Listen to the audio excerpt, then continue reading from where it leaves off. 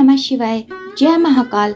यदि आप सावन के इस पवित्र महीने में भगवान शिव को प्रसन्न करना चाहते हैं तो आपको स्कंद पुराण में वर्णित महाकाल की कथा को अवश्य ही सुनना चाहिए। तो चलिए हम और आप मिलकर इस कथा को सुनना प्रारंभ करते हैं। माटी नाम का एक बड़ा शिव भक्त था। उसने संतान प्राप्ति के लिए 100 साल तक शिवजी का कठोर तप किया था। शिवजी ने उसे संतान का वरदान दिया। समय आने पर उसकी पत्नी गर्भवती हुई। पत्नी का प्रसव 4 साल तक नहीं हुआ तो माटी को बड़ी चिंता हुई। महान शिव भक्त माटी ने पता करने का प्रयास किया तो पता चला कि गर्भ का बालक कालमार्ग नामक राक्षस के डर से बाहर ही नहीं निकल रहा। माटी ने सोचा कि क्यों ना गर्भ में स्थित शिशु को शिव ज्ञान दे दिया जाए। उसने शिशु को शिव ज्ञान देना शुरू किया, जिससे शिशु को बोध हुआ और वह बाहर निकला। माटी ने कालमर्ग से डरने के कारण अपने पुत्र का नाम रखा कालभीति। कालभीति जन्म से ही परम शिव भक्त था। बड़ा होते ही कालभीति ने घोर तपस्या करनी प्रारंभ कर दी। बेल के पेड़ के नीचे पैर के अंगूठे पर खड़े हो वह 100 वर्ष तक एक बूंद भी पानी पिए बिना मंत्रों का जप करते रहे। 100 वर्ष पूरे होने पर एक दिन एक आदमी जल से भरा हुआ घड़ा लेकर आया। कालभीति को नमस्कार कर उसने कहा कि जल ग्रहण कीजिए। कालभीति बोले, आप किस वर्ण के हैं? आपका आचार व्यवहार कैसा है? यह सब जाने बिना मैं जल नहीं पी सकता। पानी लाने वाला आगंतुक बोला, मैं जब अपने माता पिता को ही नहीं जानता तो अपने वर्ण का क्या कहूँ? आचार विचार और धर्मों से मेरा कोई वास्ता ही नहीं रहा है।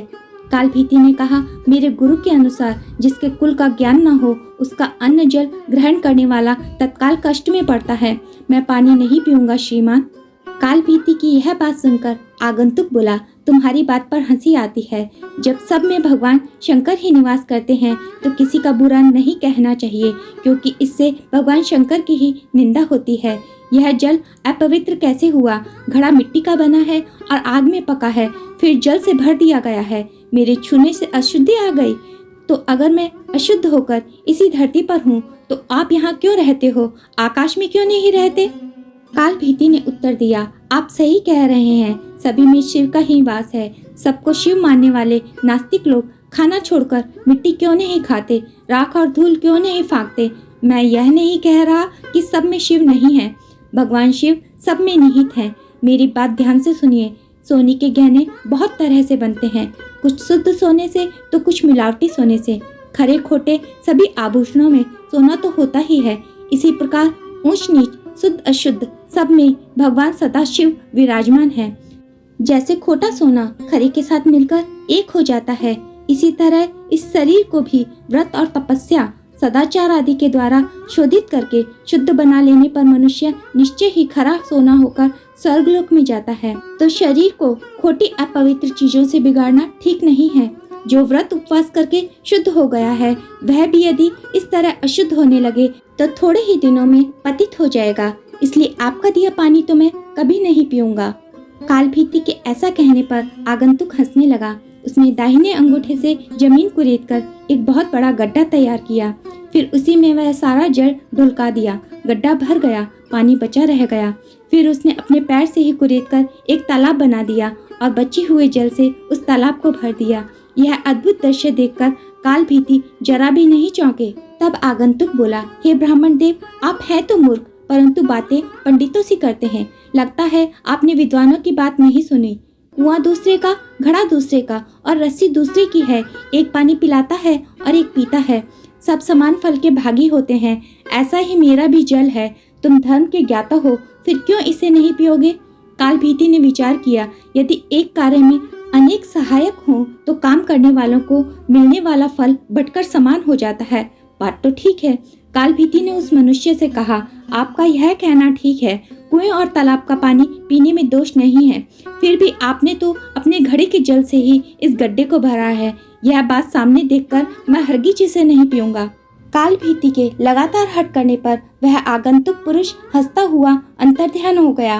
अब कालभीति को अचरज हुआ। सोचने लगे कि यह क्या किस्सा है। इतने में ही उस बेल के पेड़ के नीचे धरती फाड़कर सुंदर चमचमाता शिवलिंग प्रकट हो गया। तब कालभीति ने कहा, जो पाप के काल हैं, जिनके कंठ में काला चिन्ह सुशोभित होता है तथा जो संसार के काल स्वरूप हैं, उन भगवान महाकाल की मैं शरण लेता हूँ।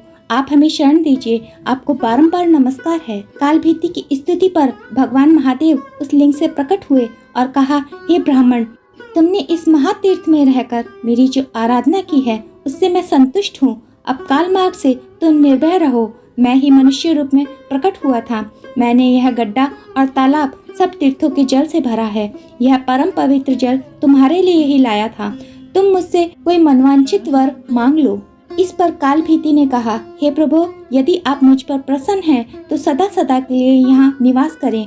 इस शिवलिंग पर जो भी दान पूजन किया जाए वह अक्षय हो। आपने काल से मुझे मुक्ति दिलाई है, इसलिए यह शिवलिंग महाकाल के नाम से प्रसिद्ध हो। भगवान बोले, जो कोई अक्षय तृतीया, शिवरात्रि, श्रावण मास, चतुर्दशी, अष्टमी, सोमवार तथा विशेष पर्व के दिन इस सरोवर में स्नान करके इस शिवलिंग की पूजा करेगा वह शिव को ही प्राप्त होगा। यहाँ किया हुआ जप, तप और रुद्र जप सब अक्षय होगा। तुम नंदी के साथ मेरे दूसरे द्वारपाल बनोगे। काल पर विजय पाने से तुम महाकाल के नाम से प्रसिद्ध हो गए। शीघ्र ही राजश्री कर्णधम यहाँ आएंगे। उन्हें धर्म का उपदेश करके तुम मेरे लोक में चले आओ। यह कहकर भगवान रुद्र उस लिंग में ही लीन हो गए। स्कंद पुराण की यह कथा श्रवण, पठन एवं मनन करने से आशुतोष महाकाल अत्यंत प्रसन्न होते हैं। कहा जाता है कि यह कथा सुनाने वाला, सुनने वाला और हुंकारा भरने वाला सभी की मनोकामनाएं भगवान महाकाल की कृपा से पूर्ण हो जाती हैं। जय महाकाल, जय गौरी शंकर।